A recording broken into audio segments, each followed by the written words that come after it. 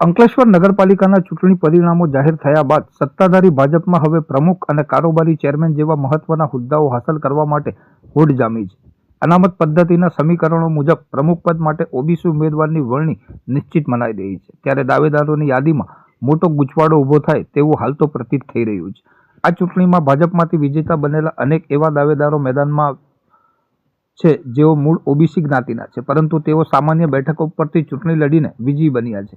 બીજી તરફ ઓબીસી માટે અનામત રાખવામાં આવેલ બેઠક પરથી ચૂંટણી લડીને જીતનાર ઉમેદવારોની સંખ્યા માત્ર 2 જ છે.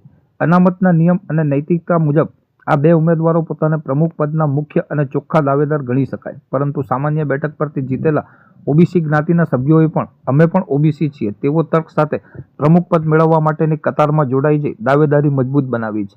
આ પરિસ્થિતિને પગલે રાજકીય આલમમાં ભારે ચર્ચાઓએ જોર પકડ્યું છે કે જે ઉમેદવારો સામાન્ય બેઠક પર ચૂંટણી લડ્યા હોય તેઓ જ્ઞાતિના આધારે અનામત પદ પર દાવો કરે તે કેટલા અંશે યોગ્ય ગણાય.